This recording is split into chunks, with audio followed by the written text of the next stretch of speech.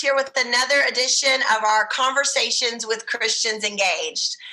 Man, we're in summer, guys. It's crazy. I can't believe we're in summer already. Kids are getting out of school and things are happening around Texas, and we've got a busy summer.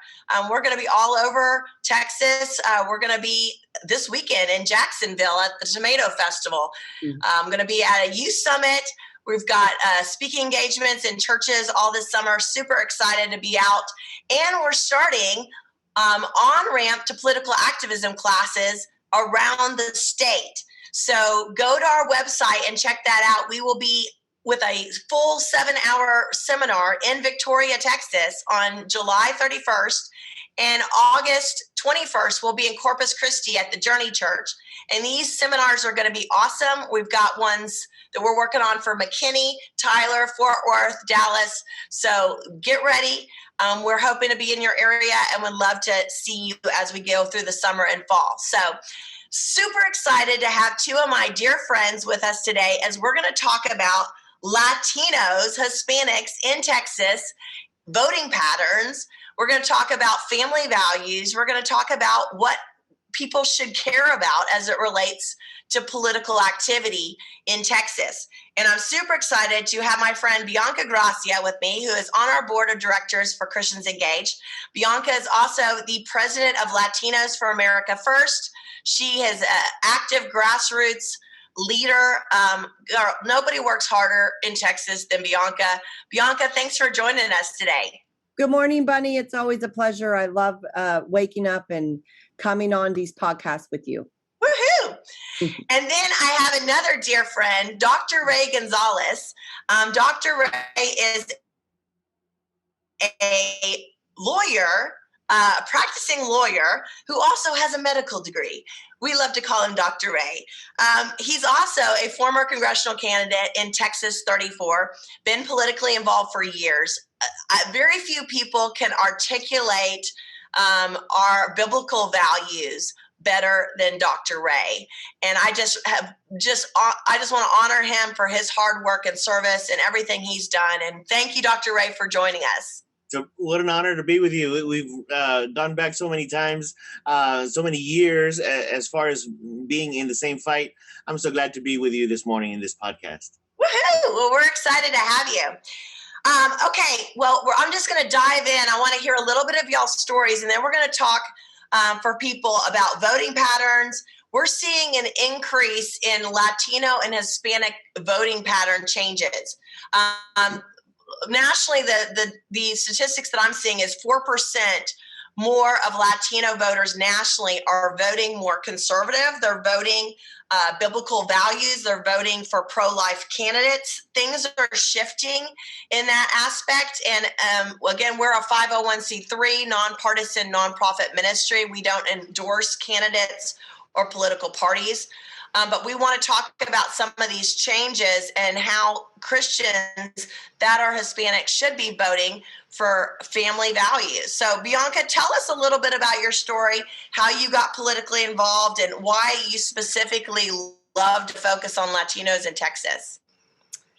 So, Bunny, I know you know, but maybe the rest of people, if they haven't heard, and I love it that I'm on here with Dr. Rey, because going back to when I really got politically active, that's when I met Dr. Rey.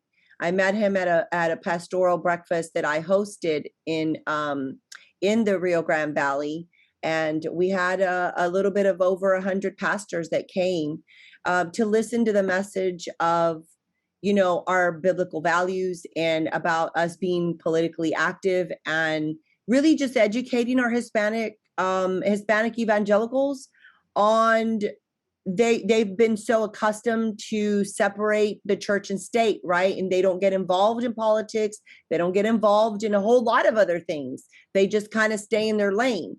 And I went in and it was very important to talk about that politics affects all of our lives, even our church life. and all of our lives at home.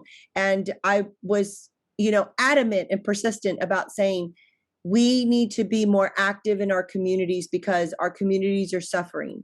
They're suffering with drug addiction, human trafficking, all of the socioeconomic problems, just poverty, everything that you can think of. Our communities are suffering, and the politics around our communities is what affects these things. And so crime, it affects everything. So I tried to tell the pastors, listen, we have to put God first, and you have to, vote biblical conservative values that reflect what the Bible tells us is how we're supposed to be applying our lives to, within our community. So it's great to be on with Dr. Rey, because that's how I met him in the pastoral breakfast that we had. And he knew my passion at the time, and I got involved. I was just a stay-at-home mom, but I got involved mainly for law enforcement, veterans, and senior citizens. That's really what kind of drove me to get politically involved at the beginning, not knowing that God had opened the door to lead me into a spiritual revival of politics is what he got me into. So I'm in mixing the both. It's tough. It's really tough, but it's important, because at the end of the day, it's not really the politics. It's about my love for the Lord and growing closer to Jesus Christ as I walk in this, during my road. So that's really kind of a little bit about how it started. And that's how, again, that's why the Hispanic community is so important. It's all about education, buddy. It's just educating them. My job has never been to go and tell them that they're one party or another. My job has been to tell them, this is what this party stands for. This is what this party stands for. These are the platforms. At the end of the day, I want our Hispanic community to vote accordingly to what our cultural is, what our principles and values are. And I've always told them, I don't want anybody to think, and I don't know if I can say this word, but I don't want anybody to ever take advantage of our communities and think that we're not smart enough to vote correctly. But if we don't educate them and have conversations with them, they'll never know. They'll just either vote traditionally how they've voted, or they'll never think outside. They'll never go in and see that there's anything other options if we don't talk to them. But it's always with God at the heart. Important. Yeah, that's so important. And that's what we're doing with Christians Engaged, is just basic civic government education. People don't understand what a precinct is. They don't know what a convention is. They don't know about platforms. They don't know what actually the political parties believe. All they understand is what's in the news that day and what people tell them. And so getting people educated on that so they can make wise decisions with discernment as Christians. Yes. So extremely important. So thank you so much, Bianca. Dr. Rey, you ran for Congress. Like, I've done that. It's an interesting adventure, as you know.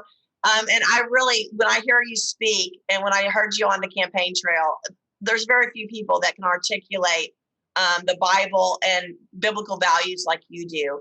What motivated you to do that? And what motivates you to get out there and educate people on that? Well, it has to be at the very base of what motivates us to do anything. It's our love for the Lord, and so we are pushed, we are motivated. We're sometimes disappointed when we look around and we see some folks that want to get engaged and want to promote and live out their Christian lives, be salt and light, and don't know how to do it. Mm-hmm. And so when I met Bianca at that first meeting that she was just referring to, I was surprised when I walked in. I saw so many pastors. I said, wow, fantastic. Because what we're seeing is that the church is waking up. These leaders that for a long time have been content with having a flock within the four corners, four walls of their church, living out a Christian life while they're at church, have kind of started to feel a little discontent with seeing a disconnect between what's happening inside the church and what's happening in our community. And so when I went there and I heard Bianca talk to them, I said, wow, this is exactly what we need. We've been trying to push this. There's been a little bit of a gentle resistance against the church being involved to the extent of teaching just how what we're learning in Sunday school correlates or can correlate with how we vote. Mm-hmm. And yet we see all these pastors engaged. And so it got me very excited. It was during the first time that I was running for Congress in the 34th Congressional District, which includes a large portion of the Rio Grande Valley, but also, as the map stands today, extends into Central Texas. We don't know just how that's going to work out going forward after redistricting, but we're confident that the Latino majority portion of this district has shifted, has come about from a position of I separate my values that I learn and talk about at church from the way I vote, to a wait a minute, there must be some link here. We're just so happy to have played a small part in that coming about. Mm-hmm. That's great. And Bianca, I mean, you are again out there in communities all over Texas all the time. You're in Pasadena, and Dr. Ray's down in the Valley. And you speak on the radio. I know you're in Corpus Christi every Monday morning with Bob Jones on the radio. What is one of your most reoccurring messages that you're talking to citizens out there about prayer voting and engagement that has seemed to resonate with the community?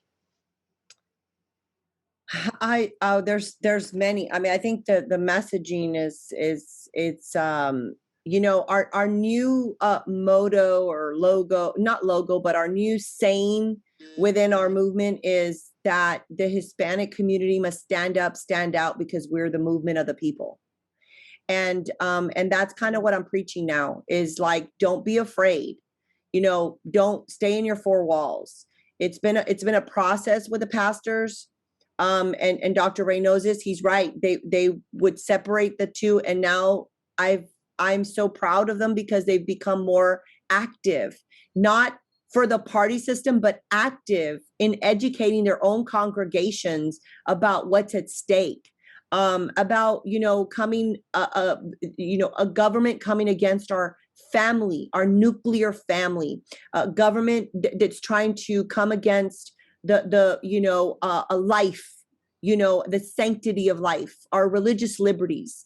And so they needed to be educated about those things. And that's what I think is, like I said, at the end of the day, I want our Hispanic community to be educated, because this is what I always say, almost most Hispanics, I would say 98% of our Hispanic communities, when you walk into their home, they have a Bible, a crucifix, a Virgin Mary, they'll have a saint, they'll have something that represents their faith, right, in their home.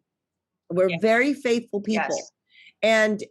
And so I think that's really what I think I continuously say, that, we have to be, when you get involved in any political process at all, you have to remember that we need to, it's so, how can I say it? They have to remember that God comes first, and we don't idolize the flesh, and we're never to idolize politicians.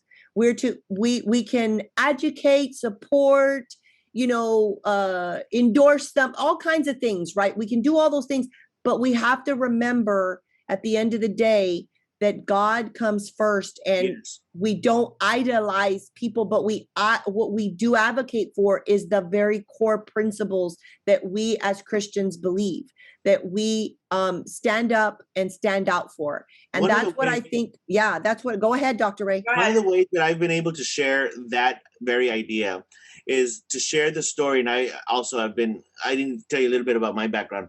Born and raised in the Rio Grande Valley. My parents are pastors, have been pastors all my life.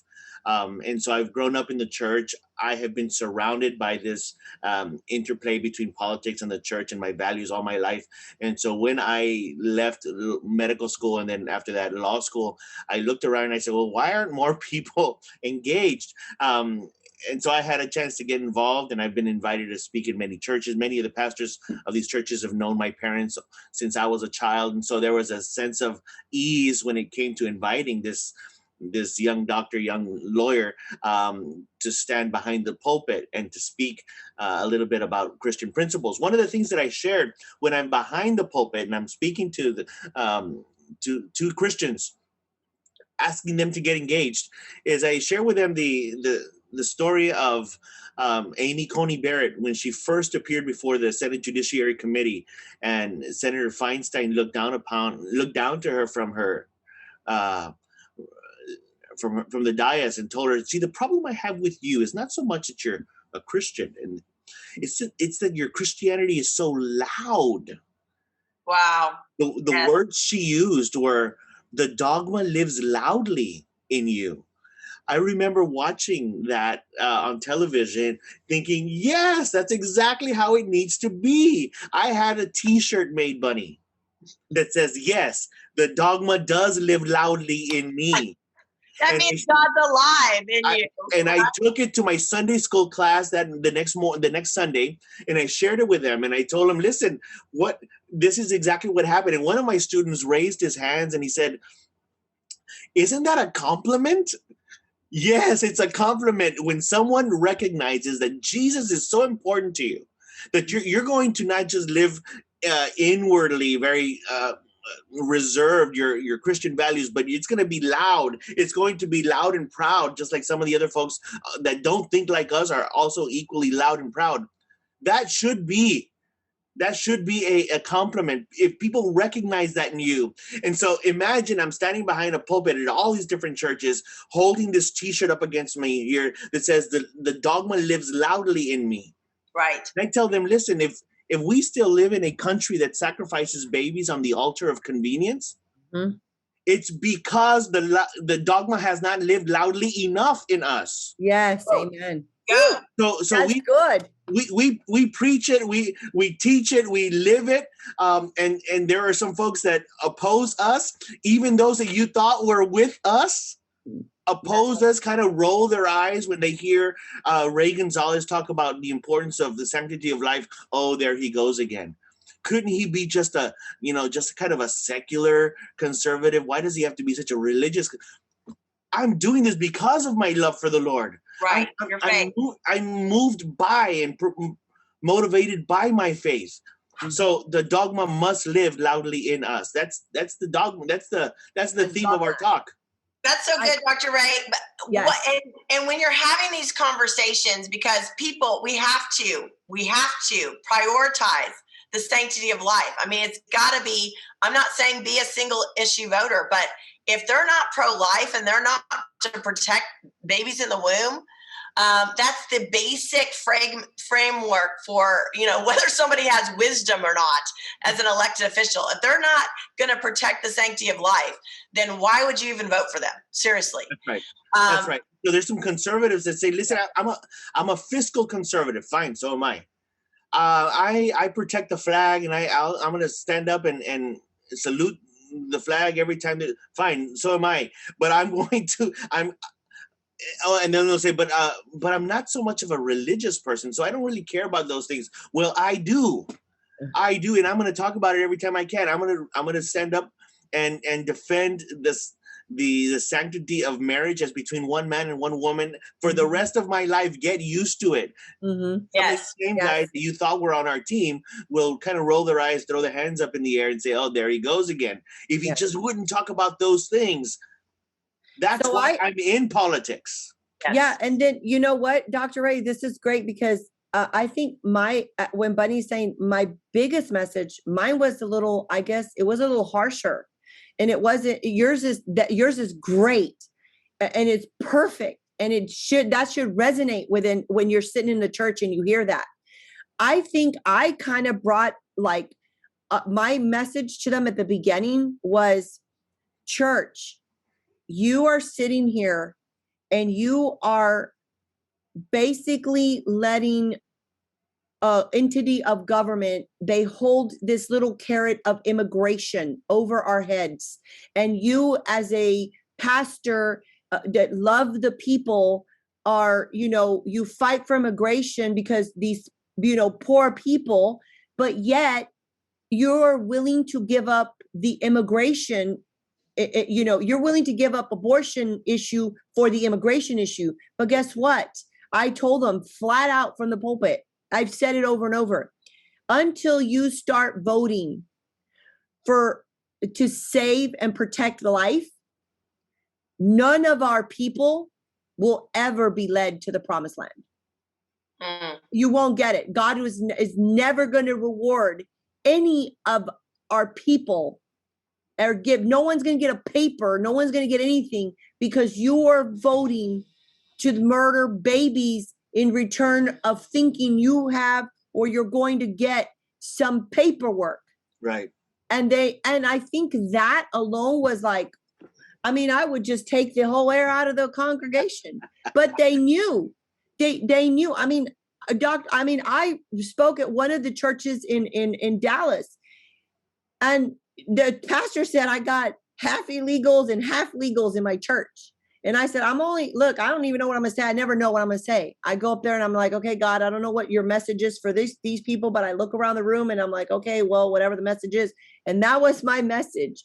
And I kid you not, the congregation was like, amen. Even the illegals knew. Yes. They were like, she's right. It's so good.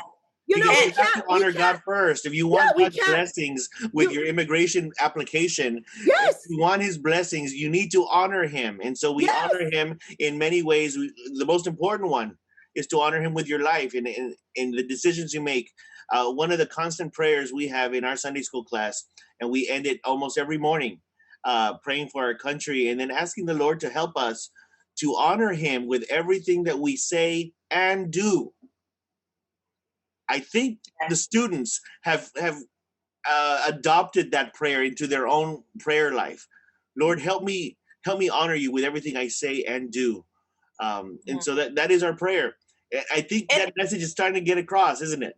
Yes. And that's what's the disconnect has been in the church is like, oh, okay, we'll take Jesus to church and he'll be a part of our life in church, but he's not going to tell me where to spend my money.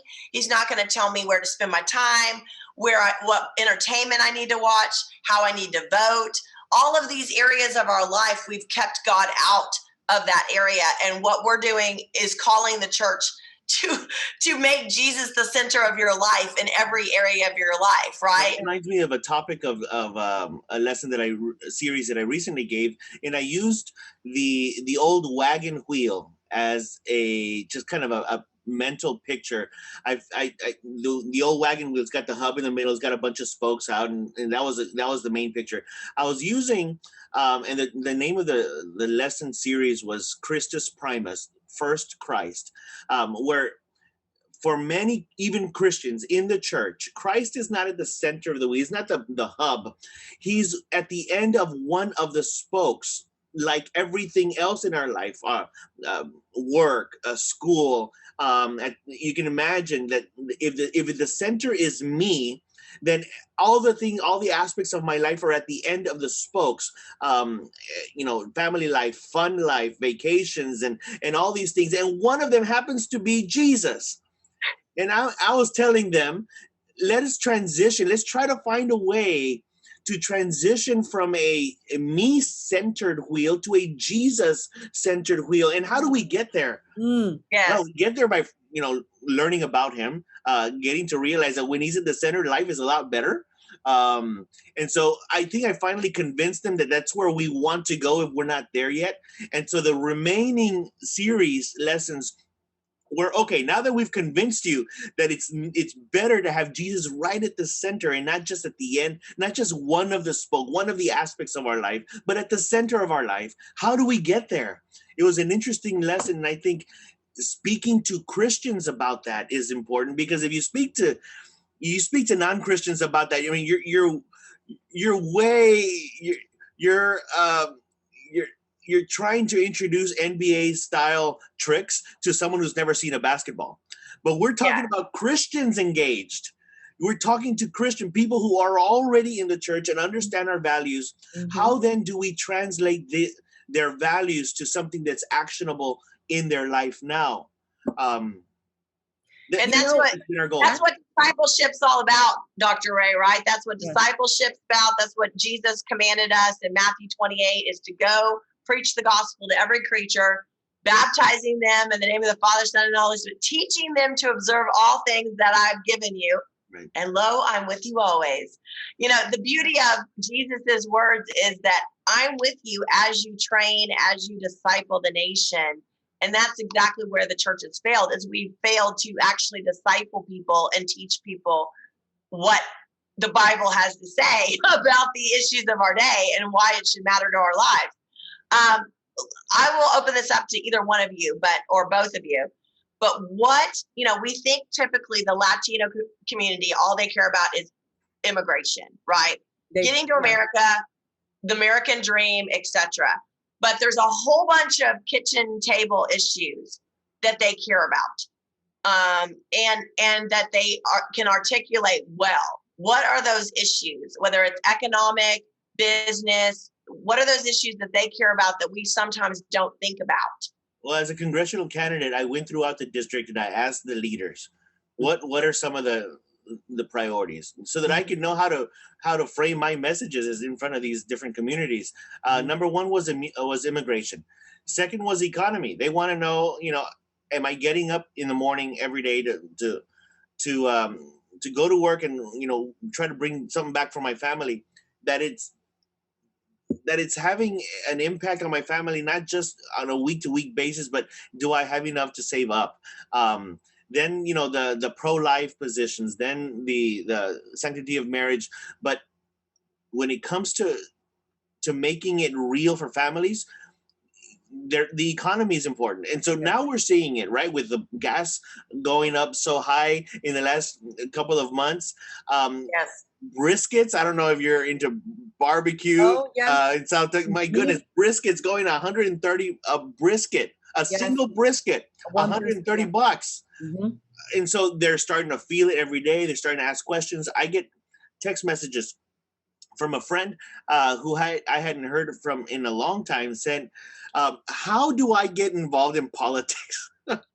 And I say, when's the next meeting he has? And so I'm starting to channel some of these folks who were always interested, but not enough to be engaged.